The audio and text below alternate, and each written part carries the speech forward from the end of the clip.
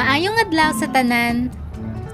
Translated from Bisaya language, good day everyone! Every day, we are falling in love with our new place. The scenery, the people, life here in general. In the last episode, we spent our first days in our new province, Davao de Oro. Boris and I went in search for a beach. According to the maps, the sea is not far from us. On the way, we spotted a mosque. One of the things we like about Davao is the diversity. That said, the people here are still kind to each other.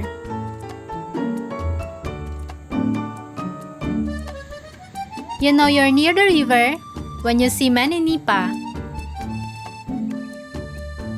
The nipa palm does not have an upright stem or trunk. Its leaves are commonly used to build roofs, make hats, baskets, mats, cloaks, and brooms. The petioles are used to make floats for fishing nets, and the fermented juice is used to make traditional Filipino drink, tuba. Many seeds. It's like small coconut, yeah? Yeah, and inside there is like a jelly. Jelly tasty. Here we can take? But how you will take like so big? О, кокосы тут валяются под ногами.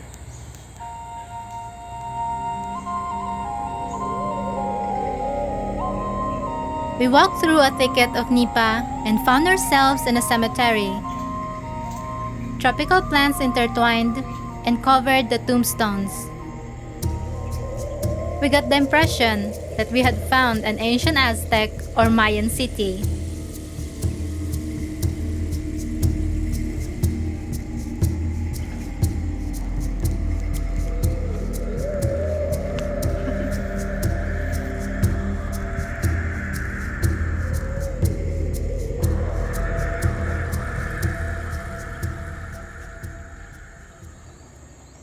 There is a river running nearby.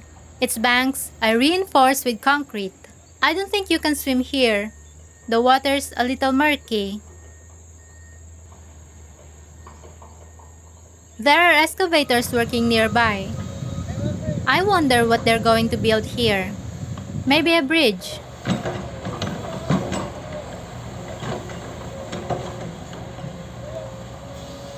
The excavator said hello to us by waving its bucket.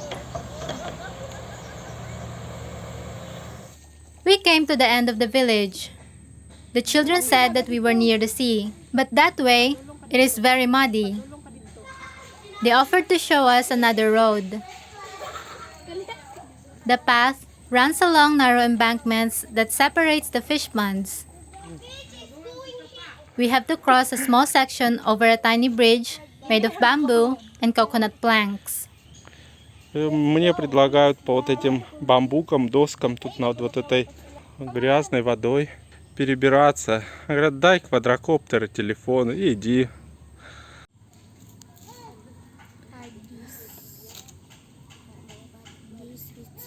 Good job. You can hear more. Just run. Run. You sure? Maybe there.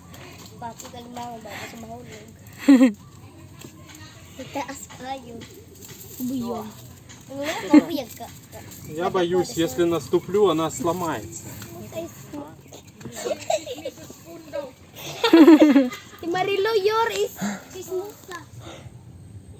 Какие-то фрукты встречаются интересные. Yes. Ну, джунгли. Настоящие. Они куда-то ушли туда.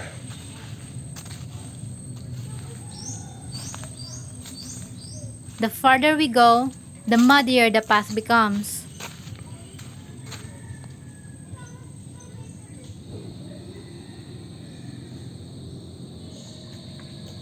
Они сняли свои шлепки. Говорят, снимай шлепки, пойдем дальше.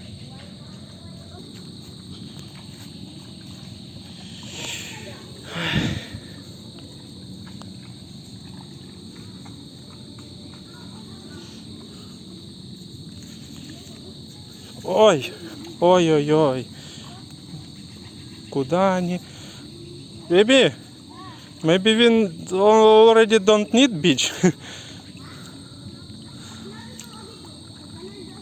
You need like so, baby. Not like so. Like so. Not like so because this like your feet. Учат меня идти по грязи. В общем, тут надо ногами скользить, так не поднимая, не отрывая ногу, чтобы не наступить на вот такие острые шипы и не пораниться.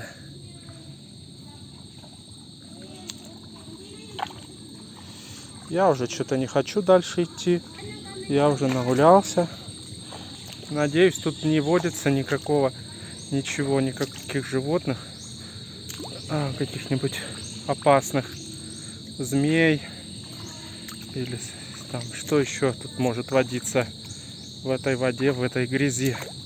Крабы какие-нибудь большие. Boris was a little scared. Me, on the other hand, is very happy with this walk.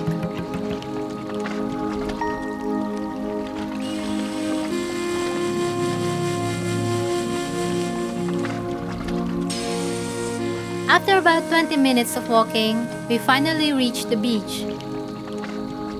It is covered in thick mangroves. Mangroves are important to the ecosystem. Their dense roots strengthen the soil and reduce erosion. They also absorb wave action during storms.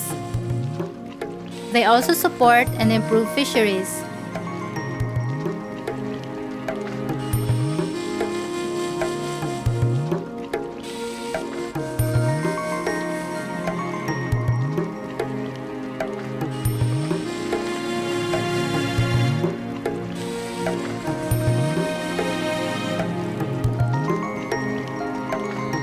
I wade in the water and enjoy this moment.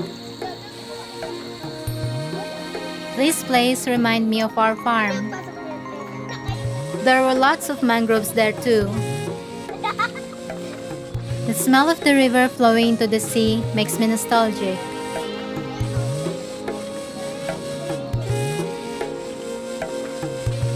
Mako is not famous for its beaches, unlike Samal.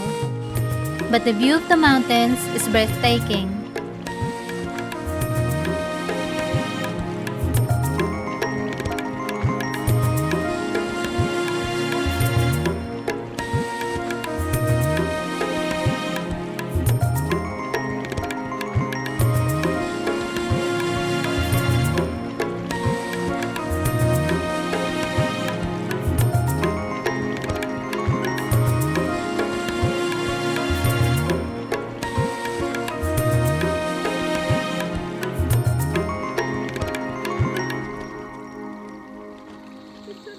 There's a lot of stuff washed up along the shore, mostly trash and debris. We didn't linger and decided to head home. The rain is coming and we don't have an umbrella with us.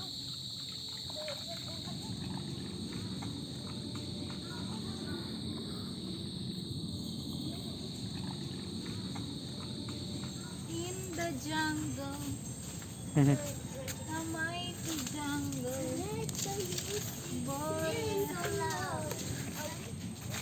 We said goodbye to the children and thanked them for accompanying us on this adventure.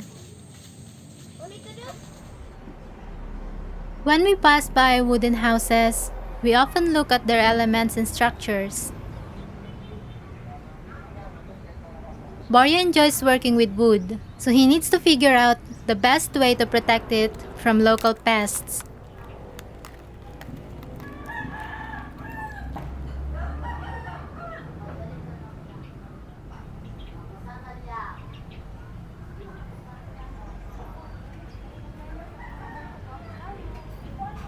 He noticed some strange growths on our fence in the form of tracks. He broke off a piece and saw the culprits behind the trouble, termites. He had only seen their tunnels before, but now they were in front of him. They look like ants, only larger, and their bodies are more transparent. You can even see the insides of their abdomen. Such strange creatures. At night, the moon shines so brightly. The silhouette of coconut palms is very beautiful, almost like a painting, but it's a masterpiece of nature.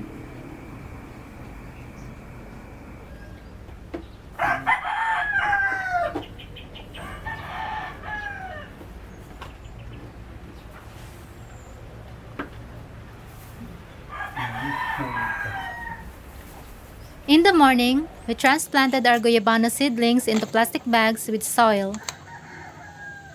In the future, these trees will delight us with delicious and nutritious fruits. We also see this as a gift for our future children and grandchildren. Even when we're gone, these trees will remain strong. After transplanting the trees, Boris and I went to the market. There is a small grocery store next to the fruit section.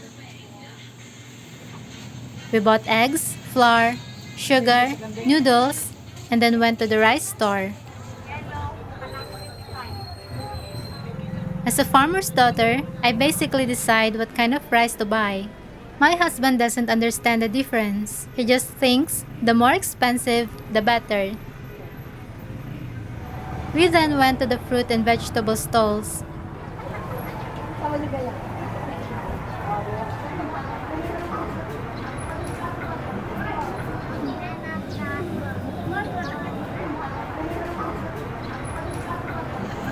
Basta kung mama? Mga gulay. Basta siya din. 1 piso lang na. Magawin mo ka. Yan sa ganahin. Magkakain din yan siya na. We also bought some fish. Right here near the fish stalls, women are getting their nails done. Another saleswoman is doing Zumba. Filipinos look so carefree and happy. We got into a tricycle and headed home. The ride from market to home costs 20 pesos per person. The tricycles here are just as spacious as the ones in Samar, but instead of bright yellow, they are painted blue.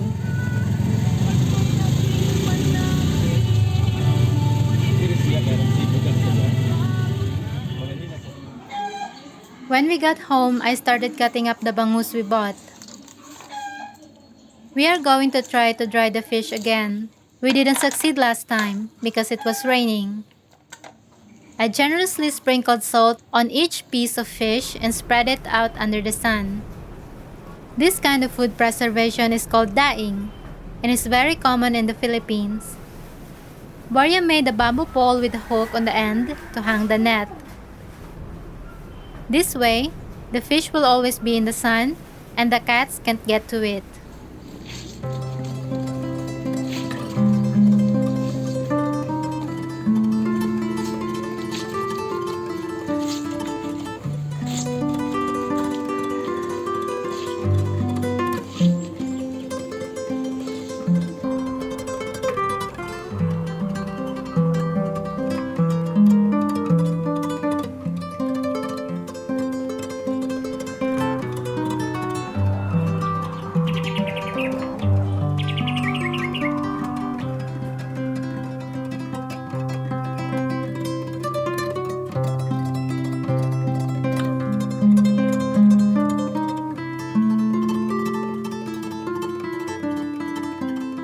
After lunch, we walk around the neighborhood with the flower pots.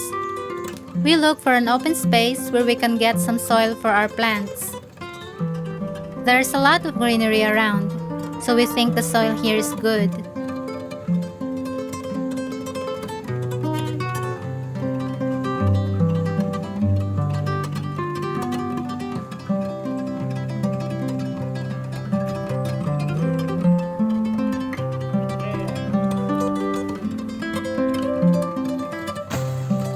Nearby, we saw a huge pile of matured coconuts.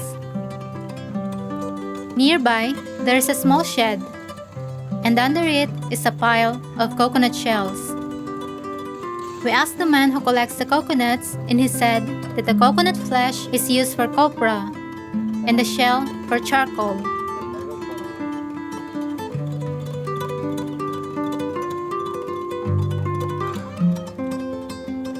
Under the shed, we noticed a hole and a small tunnel. Judging from the blackened soot on its walls, it was some sort of underground furnace.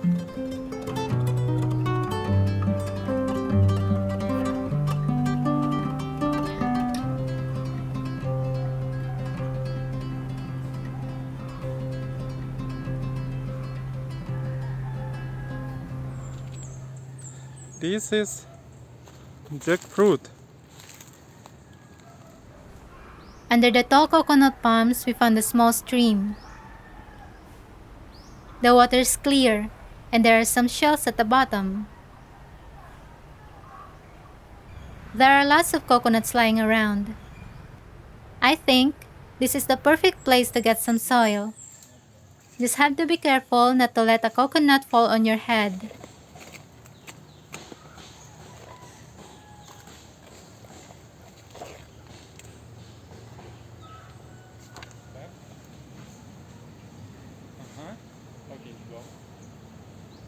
After filling our pots with soil, we headed home.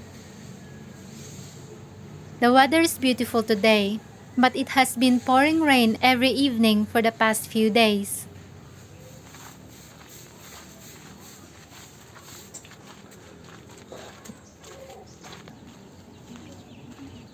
We were lucky. It rained right after we got home. The weather in the Philippines is so unpredictable. We are happy to have our plants watered, but the animal seems annoyed, especially the roosters. They have no choice but to endure the heavy downpour, just as we have no choice but to listen to their crows from time to time.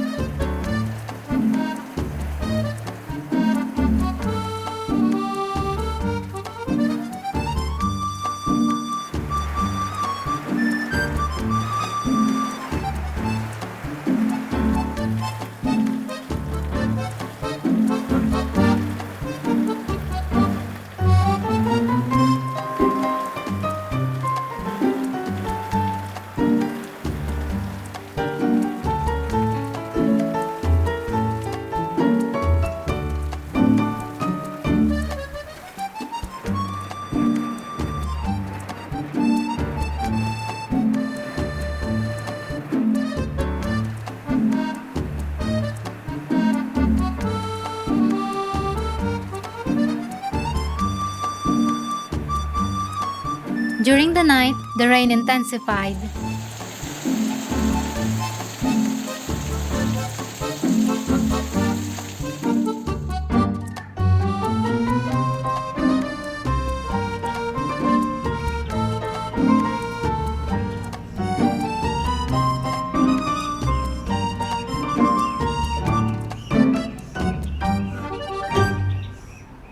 We love that this part of the Philippines doesn't have prolonged rainy season. At night, the rain cools the ground and trees, and in the morning, nature bathes in a hot sun again. We moved the plants closer to the house so the night rains wouldn't erode the soil. Then husband and I went back where the pile of coconuts lay.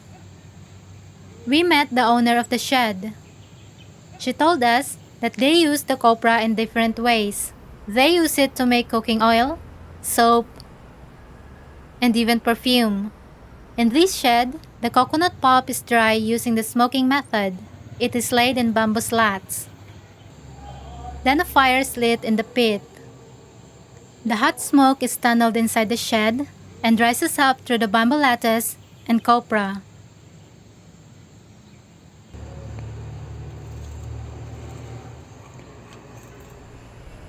Coconuts can also dry in the sun, but this method takes longer.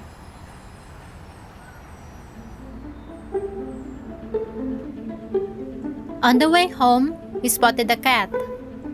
It was playing with the snake. Boria got curious and decided to check it out. It looked like it was weakened and possibly dying. I had been bitten by a snake before, so I am very afraid of them. Meanwhile, husband is looking at the local reptile with admiration. It looks cute, but afterward, we found out it's a southern Philippine cobra, also known as the summer spitting cobra. It is a very venomous species native to the islands of Visayas and Mindanao. They can be found throughout the southern part of the Philippine Islands. Summer cobras can reach a length of 1.5 meters. Their coloration ranges from black to yellow or green. They feed on rats, frogs, and other small reptiles. They can be found in rice fields, pineapple plantations, and coconut groves. Because of this, these cobras often come into conflict with humans. They are known for their nervous behavior and are quickly to strike.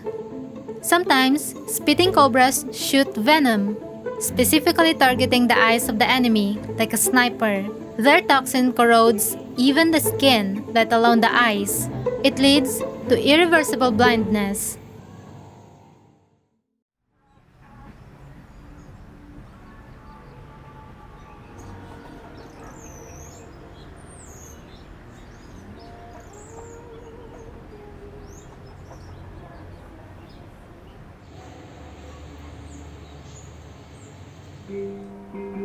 We continue to explore Mako's neighborhood. Boris saw some men playing some instruments. As usual, he got curious.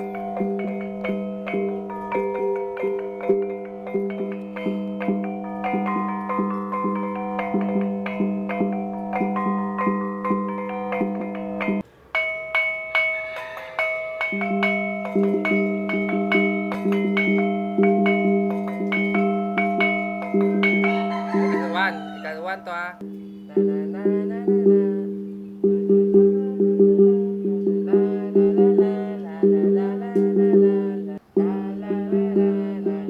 After watching for a while, he memorized the rhythm and tried to play along with them.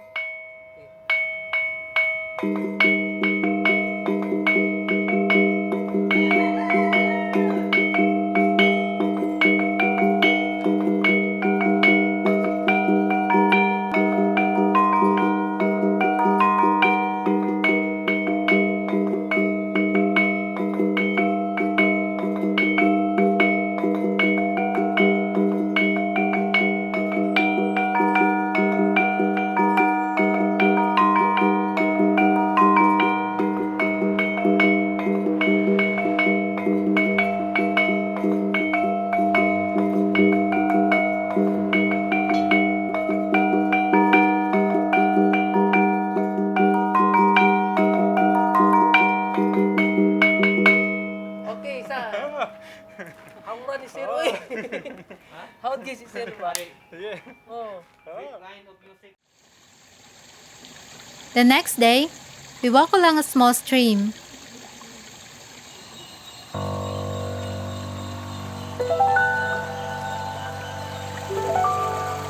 It is very beautiful here, and you can only hear the murmuring of water and birds singing.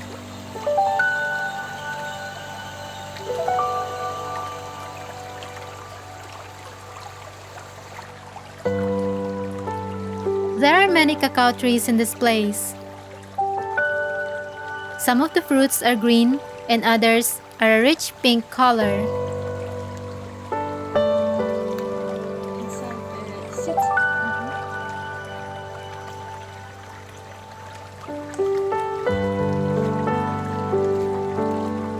We think we can get some soil for our plants here.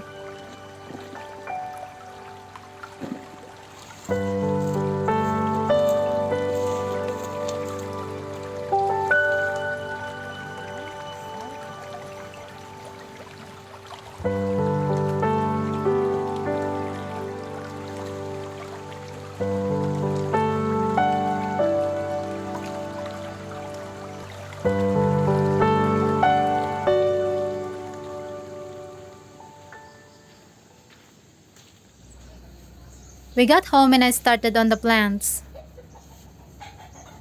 Instead of buying plastic pots for seedlings, we use regular bags that we got from market and the store.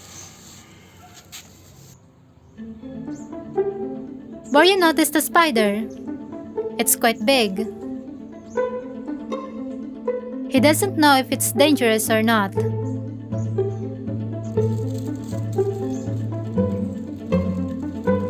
He carefully brought a stick to it, and the spider immediately grabbed it with its solicere.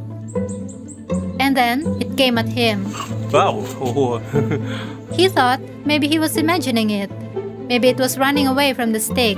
He decided to continue his research.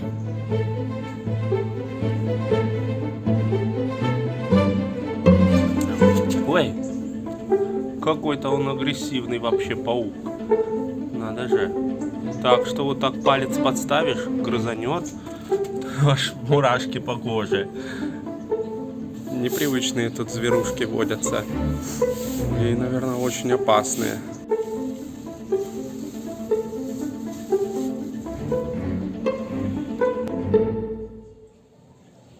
When we were still in Russia, friends gave me a crochet kit. I am making a bear. It will have ears and body.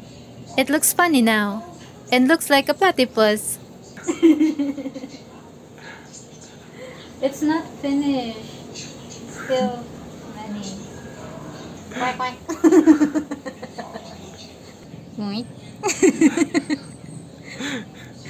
Quick, quick, quick, quick. It's like bird. Now bird. Bird. Yeah, duck. That's very cute, really. It's like more cuter than there. You need give him name later. But 3 days later, I finished crocheting. And it was indeed a bear. Very nice. Cute. Oh, very cute. Hello, Perry. This is Perry. And he has tail. Ah. It's so cute. Boris was so proud of his wife. He said that my work looks professional. I named him Perry after a character from a cartoon I watched as a child. Very nice. I like. Yes. Very cute. I thought it will duck, but it's bear. It's bear. Yeah. Looks like duck before, but it's bear. Yeah? Yeah. Cute. Very nice. In the afternoon, we saw an unusual insect. It is often mistaken for a huge mosquito. This delicate winged creature is a crane fly. There are over 400 species of them in the Philippines. Unlike mosquitoes, crane flies do not bite people and animals. They feed on nectar and decomposing organic matter.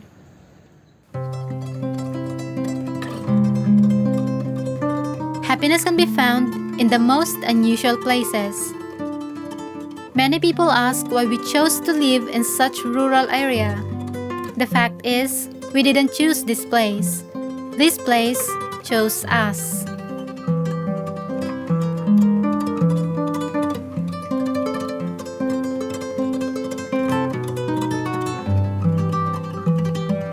In the next episode,